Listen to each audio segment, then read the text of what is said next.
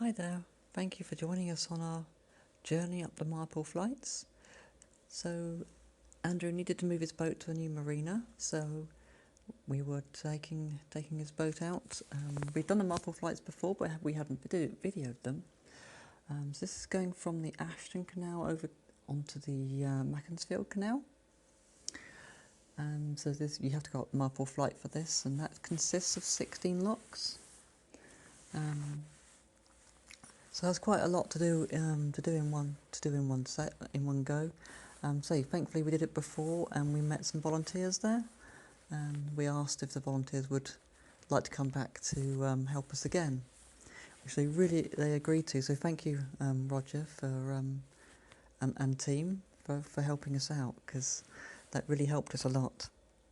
So yeah, Andrew drove the boat in for lock 1. I didn't have time to set my camera up properly, unfortunately, because they were there waiting for us. We thought we would get there early, but we had to stop and clear the weed hatch because we had some problems. And yeah, talking of having some problems, coming into lock 2 now, as you can see. Talking of having some problems, on the way up we came to one of the swing bridges, and I went to slow the boat down and moor it, so I could let Andrew off to operate the swing bridge. And as soon as I put it into reverse gear, we heard this loud clunk and a metallic ding noise, and needless to say, we didn't go into reverse. So somehow we've managed to lose reverse gear at this point, so we are now tackling the locks without the ability to stop, which is a bit worrying, but we've let the volunteers know, and what they've done is they let the ground pedals out slowly first before the gate pedals, so it makes a smoother ride for us.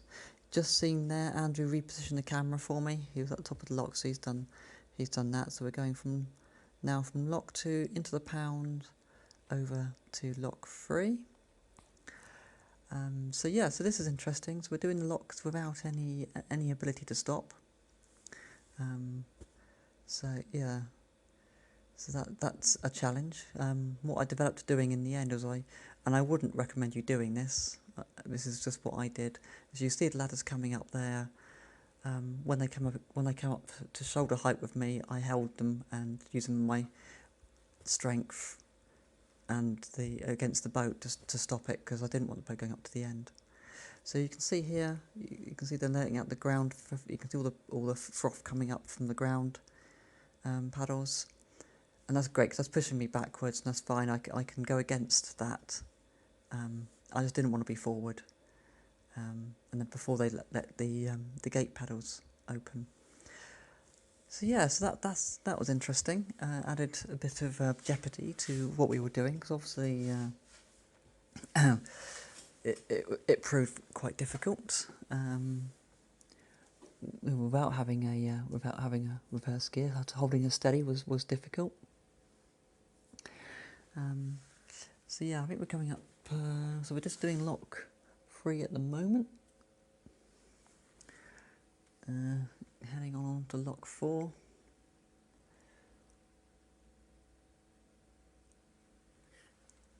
And yeah, this is where I kind of searched for the lock, because it's just a little bit around the corner. I couldn't see what it was. See the boat wave from side to side as I try and locate it. And obviously the problem with doing that is I'm not quite lined up for the lock, and you'll see very slight tap, but unfortunately that yeah, not so bad on that one.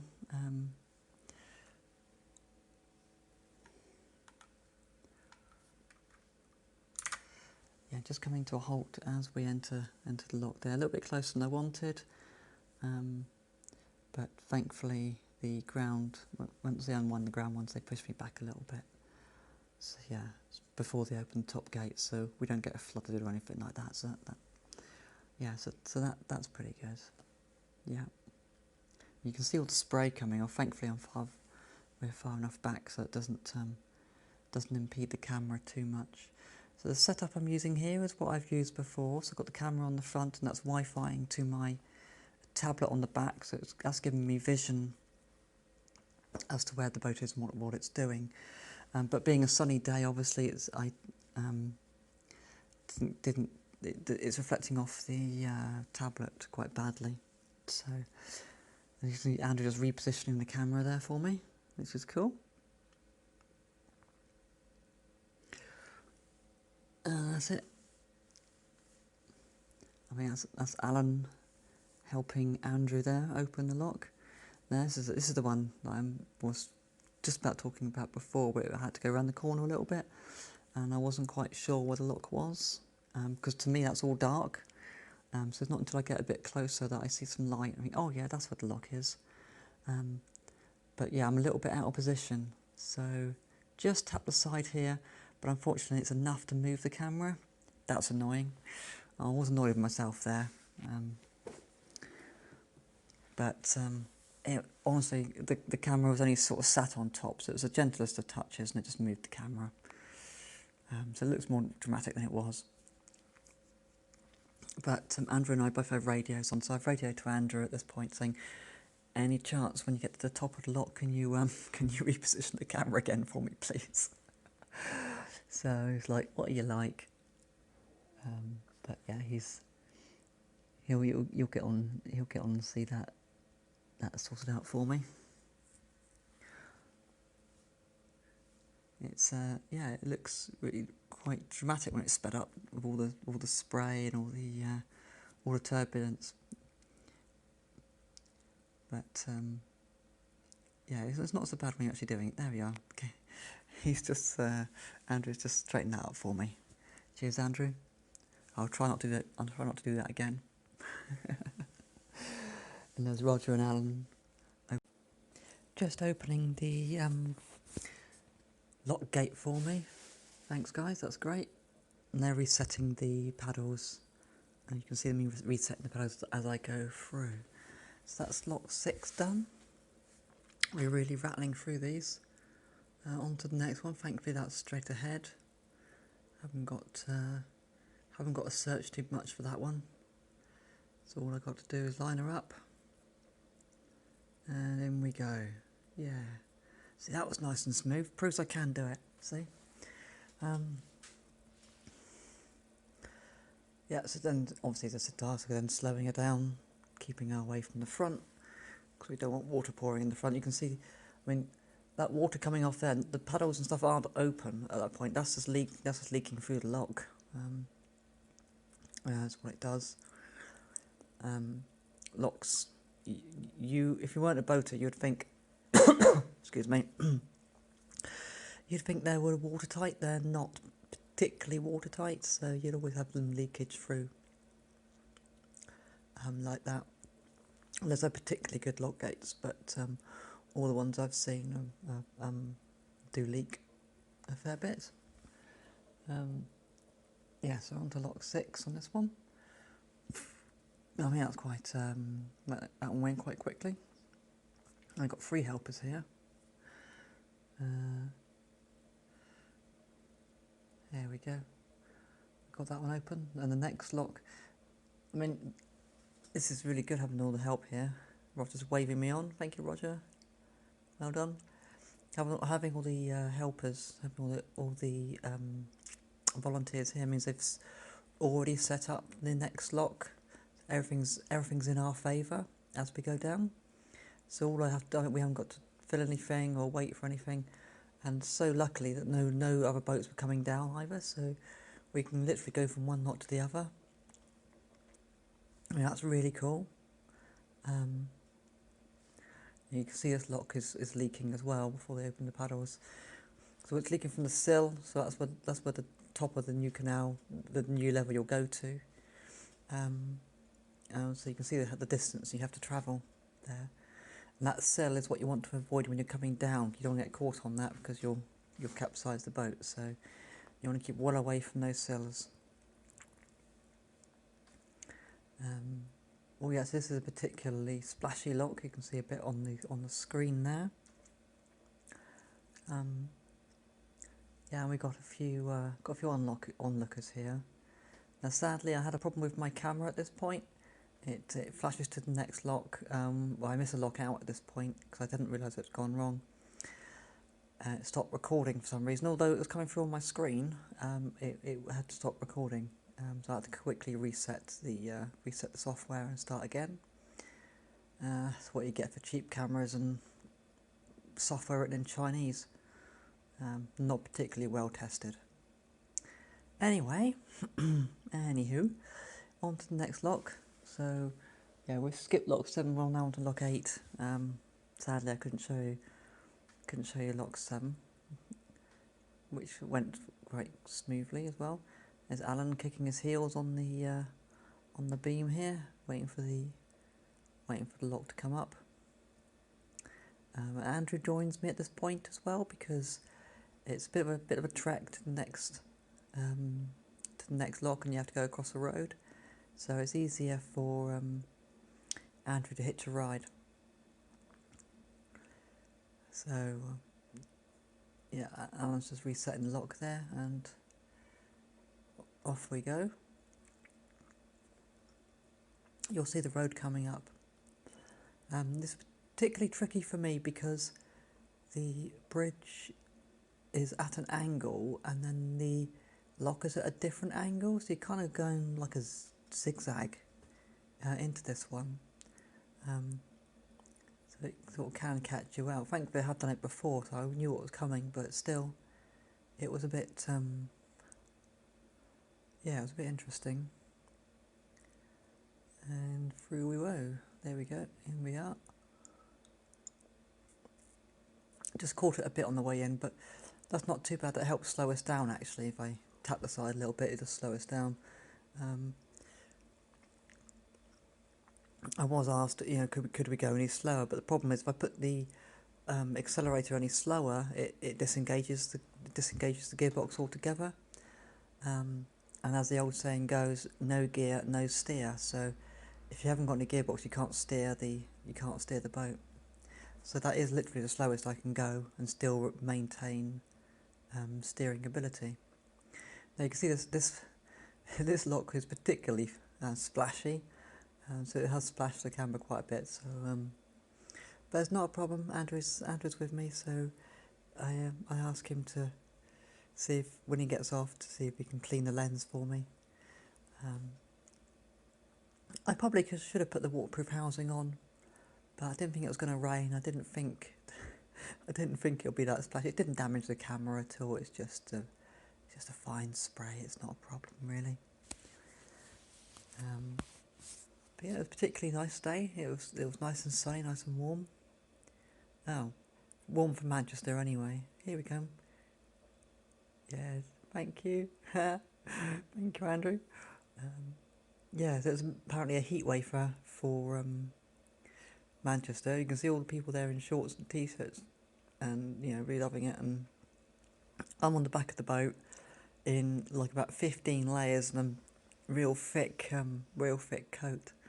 So yeah, it might be a heat wave for as far as Manchester's concerned, but not as far as Devon's concerned. Oh, I love this little building on the left-hand side here. It looks like it's got its own kind of canal side entrance. I'd love to know what the history of that was. Whether that's must be some sort of trading point or loading point once upon a time. But wouldn't it be cool to have your own kind of mooring in your house? That would be like a water garage in a way, isn't it? Really cool. Coming into the next lot now. Yeah, you can see how much they leak.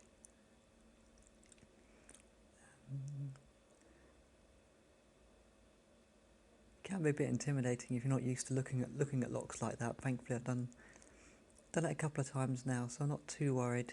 It's I know what to do, so that's pretty cool. So yeah, still got the top paddles going. Now, as I mentioned, I've got my camera and tablet it's supposed to be running from a power pack, and that's being charged by a solar panel. This is what I thought anyway, but what I didn't realise what was going on was with this particular power pack I have, if you charge it, then you can't charge other devices. it can't discharge while charging. Now that's the only power pack I have that does this. All my other power packs you can charge and run other devices as well.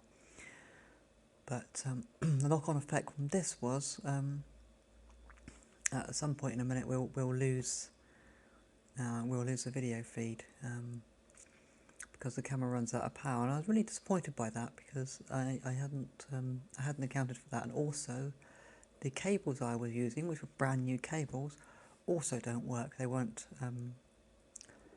transmitting power, which is again a shame because they were brand new, so I expected them to work.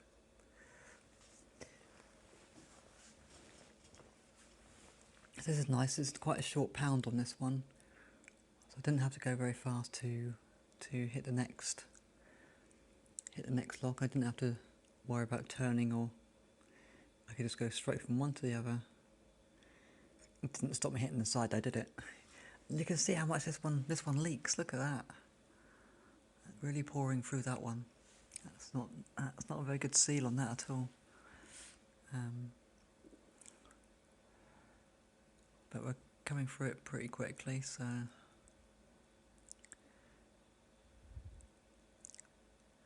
yeah, this particular lock seemed to be more rocky than the others, so there's a bit more turbulent on this one.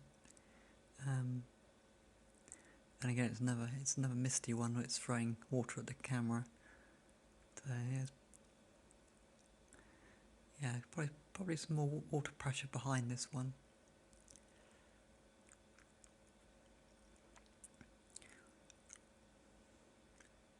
Yeah, coming up.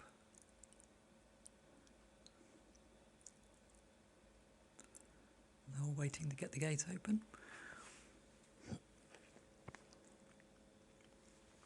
Yeah, this is lock 11, so I don't think we get to see lock 12 because yeah, the camera dies. There we go. So what I'm doing now is I'm running where my tablet was. I've now replaced that with my phone. So we're now running off from the phone, and we've missed lock 12. We're now on lock 13. So there's a couple of locks I've missed, which is a shame because I wanted to get a continuous run, but it wasn't to be. There's Andrew trying a valiant effort to get it going again, but we didn't realise what the problem was at the time. It wasn't until I investigated afterwards that I'd realised what had gone wrong. So Andrew's trying all sorts of things to try and reset the camera, but it was having none of it because there wasn't no power in it. We couldn't get power into it.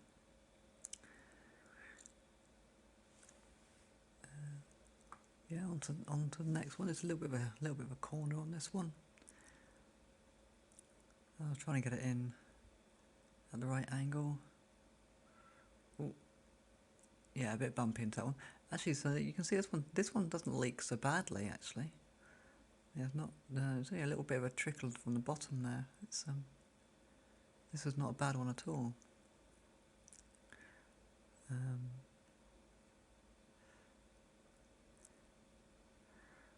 Yeah, it looks so dramatic when the water comes through like that. But of course, obviously this is sped up, so it's a lot more dramatic than it would actually be.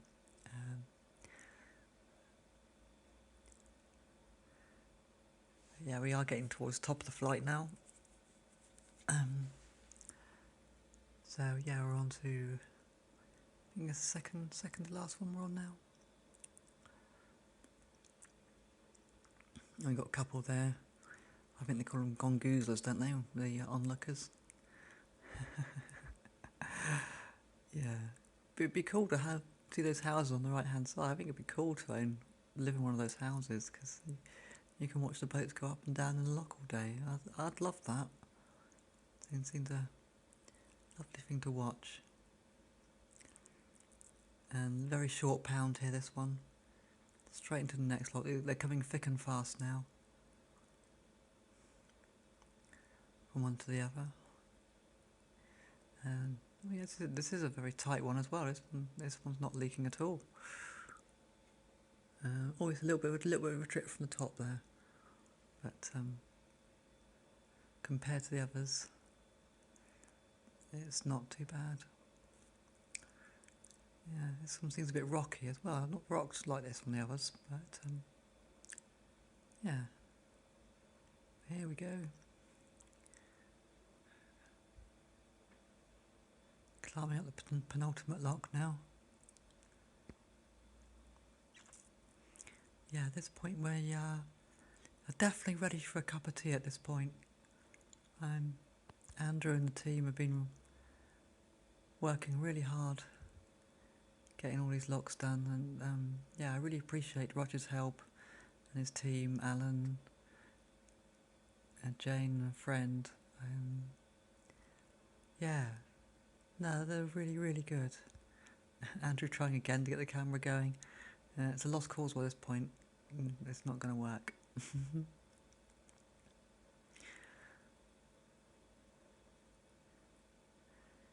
Ooh, put you back into it, Andrew. Well done.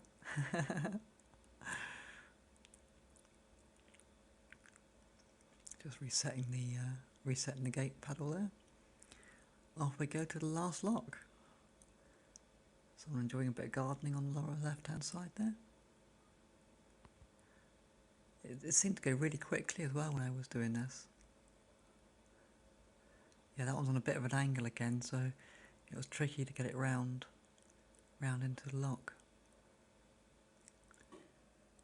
Yeah, this one's really dry actually. This one's not leaking at all. So yeah. And up we go on the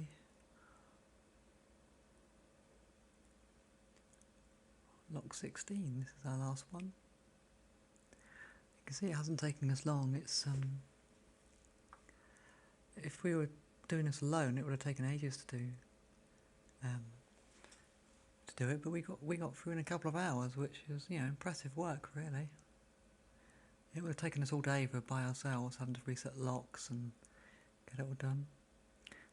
Andrew's going to join me for a little bit now because we're just going to work out where we're going to moor up, and then we're going to join the volunteers for a well-deserved tea break because they've all worked really hard. We did bring chocolates, but we didn't let them go empty-handed. So yeah, Andrew very kindly got them some chocolates to replenish their energy with. I really appreciate it. They're a really good bunch. So yeah, we're just gonna moor up now.